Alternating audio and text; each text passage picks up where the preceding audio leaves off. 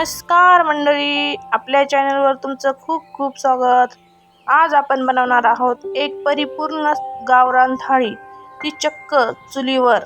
आजच्या मेनूमध्ये आहे टम फुगलेली पुरी, चमचमीत बटाटा भाजी, गरमागरम वरण भात, गोड गोड श्रीखंड आणि सोबतीला अतिशय कुरकुरीत अशी कांदा भजी। चला तर मग या अस्सल गाव चवीच्या प्रवासाला सुरुवात करूया।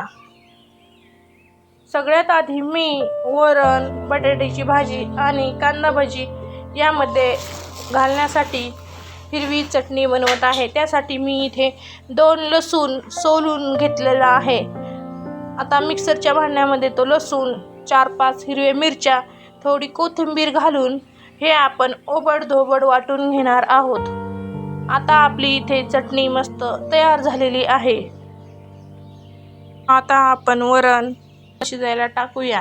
इथे मी तुरीची डाळ स्वच्छ धुवून घेतलेली आहे।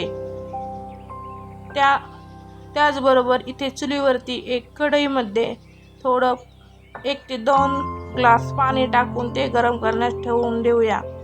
इथे आपली डाळ स्वच्छ धुवून झालेली आहे, ते आपण या पाण्यामध्ये शिजण्यासाठी ठेवणार आहोत। डाळ आपली मस्त शिजलेली आहे। आता आपण याला फोडणी देऊन घेऊया। हे मी चुलीवरती एक कढई ठेवून त्यामध्ये 1 ते 2 चमचा तेल घालणार आहे। चुलीवरच्या कढईत तेल छान गरम झालेलं आहे। आता यामध्ये आपण 2 ते 3 लसणाच्या पाकळ्या घालणार आहोत। लसूण थोडा लालसर झालं की त्यामध्ये 1 चमचा जिरं, 1 चमचा मोहरी घालून मस्त असं फोडणी कडकडीत होईपर्यंत फोडणी देऊन घेऊया। लसूण, जिरी, मोहरी थोडंसं लालसर झालं की त्यामध्ये आता आपण थोडासा कढीपत्ता टाकूया आणि छान असं परतून घेऊया। आता यामध्ये बारीक चिरलेली कोथिंबीर मी टाकलेली आहे आणि आपण तयार केलेली हिरवी चटणी ही यामध्ये आपण घालणार आहोत। मस्त असं हे पण आपण फ्राय करून घेऊया। छान अशी आपली फोडणी इथे बसलेली आहे। यामध्ये आता आपण सुके मसाले, 1 चमचा हळद यामध्ये टाकलेली आहे आणि आता यामध्ये शिजलेली मस्त अशी डाळ यामध्ये ओतूया। चुलीवरच्या फोडणीच्या वरणाची चवच काही वेगळी असते, एकदम अस्सल गावरान। यामध्ये मी थोडं 1 कपभर पाणी घालत आहे। त्याचबरोबर मी इथे चवीनुसार मीठही यामध्ये टाकलेलं आहे। पहा, छान असं आपलं वरण तयार झालेलं आहे। आता आपण बनवणार आहोत सगळ्यांची लाडकी कुरकुरीत कांदा भजी। भजी कुरकुरीत होण्यासाठी सगळ्यात महत्त्वाचं म्हणजे कांदा कापण्याची पद्धत। इथे मी कांदा असा उभा आणि पातळ कापून घेते। बघा, असा लांब आणि पातळ कांदा कापला की भजी त्या तळल्यावर त्याला छान पदर सुटतात आणि ती एकदम हॉटेलसारखी कुरकुरीत होतात। कांदा कापताना डोळ्यात पाणी येतंय, पण ही भजी खाण्याची मजा काही वेगळीच असते। कांदा कापल्यावर तो हाताने असा मोकळा करून घ्यायचा, म्हणजे भजी तळताना ती एकमेकांना चिटकत नाहीत। आता आपण भजीसाठी पीठ भिजवून घेऊया। कापलेल्या कांद्यामध्ये मी इथे 2 वाटी बेसन पीठ घातलेलं आहे। आता मी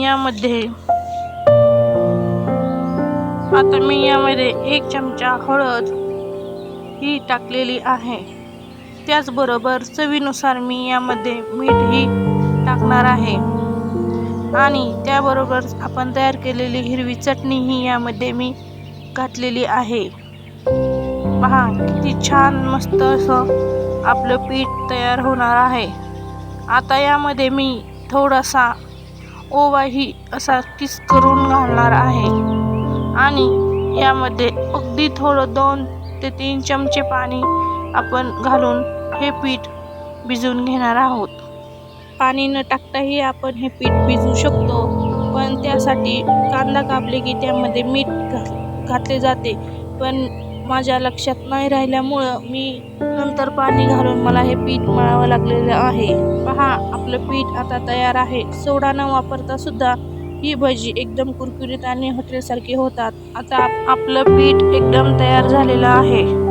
चला आता आपली कुरकुरीत कांदा भजी तळायला घेऊया. चुलीवरच्या कढईत तेल मस्त कडक गरम झालेलं आहे. आता आपण हातानेच ही भजी तेलात सोडूया. बघा, भजी तेलात पडताच काय मस्त आवाज येतोय. चुलीच्या आचेवर तळलेली भजी आतपर्यंत छान शिजतात आणि एकदम खमंग होतात. त्यांना आपण मध्यम आचेवर छान सोनेरी रंग येईपर्यंत तळून घेऊ. पहा, काय छान मस्त रंग आलाय आणि वास तर अख्ख्या परिसरात दळवतोय. सोडा न वापरता ही आपली झणझणीत आणि कुरकुरीत कांदा भजी तयार आहेत. आता त्याच तेलामध्ये मी मस्त असे 2 पापडही तळून घेतलेले आहेत. उडदाचे पापडही मी घरीच बनवलेले आहेत. त्याचाही व्हिडिओ आपल्या चॅनलवर आहे, तो नक्की पहा. छान असं कुरकुरीत आपले पापडही इथे तयार झालेले आहेत. आता आपण पुढच्या तयारीला लागू. इथे आपण बटाट्याची चटणी बनवून घेणार आहोत. त्यासाठी मी इथे मध्यम आकाराचे 2 कांदे घेतलेले आहेत. तेही आपण असे बारीक मस्त असे चिरून घेणार आहोत. कांदा चिरताना एकदम छोट्या आकारामध्ये आपल्याला हा कांदा चिरायचा आहे. आता मी इथे बटाट्याची सुक्की भाजी बनवणार आहे. मी इथे बटाटे पहिलेच उकडून घेतलेले होते. त्याचे मध्यम काप करून मी इथे घेणार आहे.